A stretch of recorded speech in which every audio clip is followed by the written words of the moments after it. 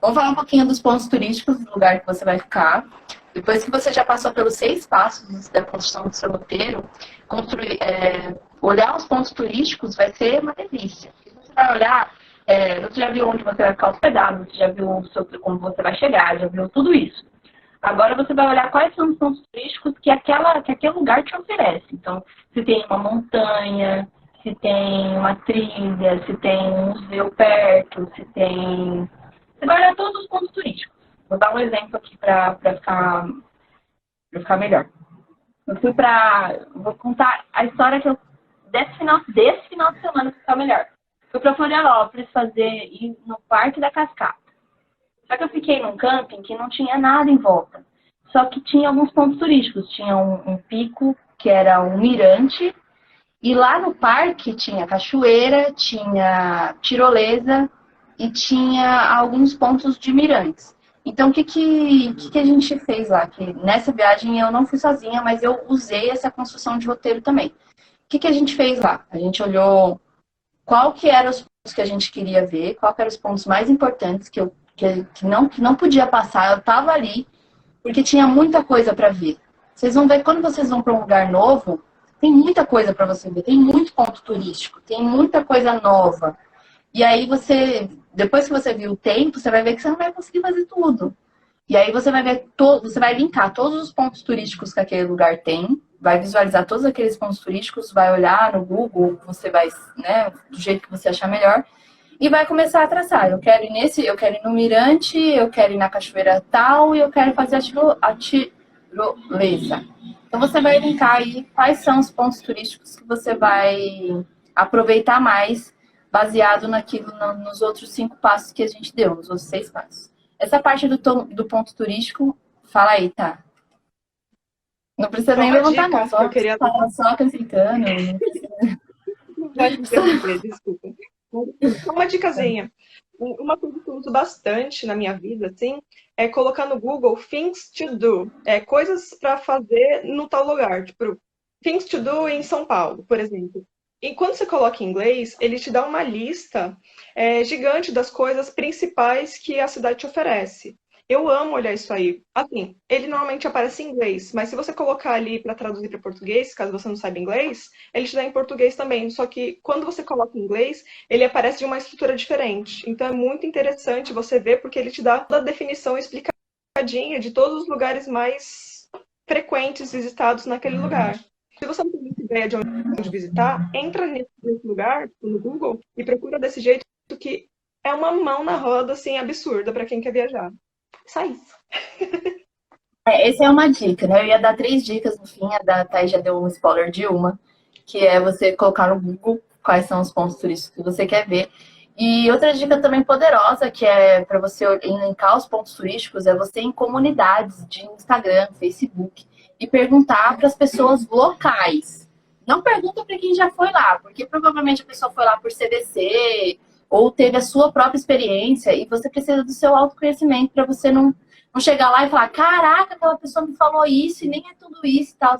Então pergunta para os locais mesmo, porque aí você vai ver a experiência de um local e aí você vai poder tirar suas próprias conclusões, não ficar tentada aí na ideia de um amigo que foi se maravilhou com uma coisa que para você tanto faz. Então, eu vou puxar a memória que eu contei para vocês, a história de Florianópolis. Eu fui para fazer um esporte radical. E eu tenho alguns amigos que moram lá e falaram para mim, nossa, mas você não foi em tal lugar, você não foi em tal lugar. Se eu fosse por eles, eu não teria feito o que eu fiz, porque eu teria feito outro passeio, eu teria ido em outra cachoeira, eu teria ido em outro parque, que tem um monte de parque lá em Florianópolis, maravilhosos, mas eu teria ido em outro. Então é importante na hora que você for construir o seu percurso de pontos turísticos, você procurar comunidades de locais mesmo. E você colocando em inglês, que nem a Thaís deu essa dica, você colocando em inglês vai aparecer. Não precisa saber falar inglês. Tem várias páginas que já é traduzido já, que são nativos, explicando para estrangeiros como é que vocês podem fazer lá. E tem muitas comunidades no Instagram, no Facebook, todas as TikTok agora tá bombando, então vocês podem criar uma conta no TikTok para ver também essas dicas. Dentro e fora do Brasil, né? Porque quando você vai para Manaus, por exemplo, vou só dar um último link. Você vai para Manaus, tem muita coisa para fazer, mas é um pouco perigoso. Você não pode fazer qualquer trilha. Tem trilha que, né, tem cangaceiro e tudo mais. Tocantins também. Sabia, né? Tocantins é o estado mais perigoso do Brasil. Não é Rio, não é São Paulo. É o Bico do Papagaio ali, onde tem muitas histórias tensas. Então, é legal vocês entrarem nessas comunidades para vocês poderem ver os pontos turísticos.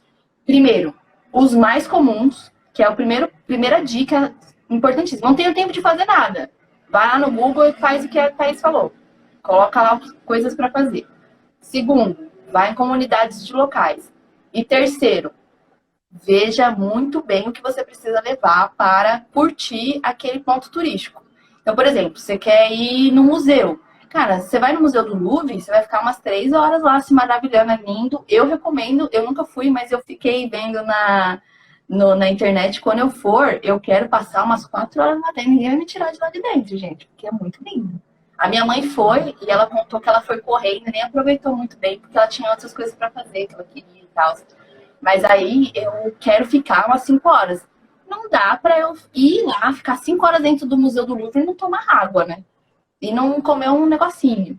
Então, eu já vou colocar na minha bagagem de quando eu for visitar os pontos turísticos, eu vou levar água, não vou levar uma mochila muito grande que não precisa. Agora, se eu for num ponto turístico que é uma montanha, aí eu vou querer fazer um piquenique, né? Eu vou levar mais fruta, vou levar mais algumas coisas para comer, eu vou me preparar, vou levar protetor solar. Então, na hora de você definir os seus pontos turísticos, não esqueça de fazer esses 3 passos. Coisas para fazer no Google, elenca todas. Veja com locais ou pessoas que estão mais familiarizadas com o local, em vez de ir na ideia do amiguinho que acabou de voltar. Também é legal você saber o que as pessoas fizeram, mas toma cuidado, esse não é o ponto mais importante. Você tem que saber o que você vai curtir, o que você vai gostar, o que você vai fazer lá, porque você vai estar sozinho. Então, aproveita, se joga. E o terceiro ponto é, se prepara para passar o tempo que você tem lá para fazer no seu ponto turístico. De tudo isso, vamos para próximo. Não, deixa eu roubar só o último minutinho.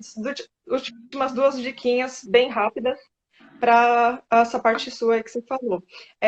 TripAdvisor é muito interessante para quem quer fazer aventura, que ele dá várias dicas, inclusive de guias, esses mini viagens com guias especializados para essas aventuras curtas e rápidas. É muito legal dar uma olhada, porque normalmente eles mandam as rotas de trilha, caso você não queira fazer com algum guia, mas toma cuidado sempre, porque, né, você não conhece o local, não é indicado você ir sozinho. Mas, se você decidir por isso... Olha, eu vou dizer, não faça. Nem dá essa dica, porque eu não quero nenhuma mulher falando que vai fazer trilha sozinha, acampando no meio do mato sozinha. Não faça isso, pelo amor de Deus, não faça isso. Eu dou a dica do TripAdvisor, não indicando para trilha, mas assim, eu tô dando todas as possibilidades que o TripAdvisor oferece, porque assim, até para dentro de cidade, ele fala pontos legais para você visitar que não são tão turísticos assim. Então, é muito legal. E o outro é o Instagram, porque assim, hashtag hoje em dia virou tipo a maravilha do mundo do turismo, porque você coloca uma hashtag de um país, ele começa a te oferecer várias fotos e você vai por foto, você vai visual, ver o que te agrada. Eu particularmente faço isso, eu coloco, tipo, sei lá, Indonésia, e vejo umas fotos que eu fico, tipo, meu Deus, como eu ia pra lá e eu não ia ver esses lugares, porque eu nem sabia da existência. E fica nos lugares, tipo, cabulosamente longes, mas assim, se você tá disposto, só vai. Exatamente. E brincando essa dica poderosa que a Tata tá falando, quando você coloca a hashtag, logo vai ir para uma comunidade. Alguém postou em algum lugar, então você já pega, visualiza. Porque eu também faço isso, eu coloco as hashtags também, mas eu vou direto na comunidade para ver o que as pessoas falam, né? Quais foram as experiências. E tem muita dica de local lá. As pessoas falam mesmo, gente. Você acha que as pessoas não querem falar? Elas querem falar sim. Todo mundo quer mostrar as experiências delas. Então, aproveitem isso para vocês se sentirem seguras de estarem sozinhos num ambiente diferente, mas que vocês já tenham uma familiaridade ali, porque vocês estão pesquisando e tudo mais. Então, dito 5 dicas, hein? Olha, a gente planejou 3, foi 5 dicas poderosas aí para você fazer as suas compras. Né? Começou a vir, a gente tem que vocês montem o roteiro aí mesmo.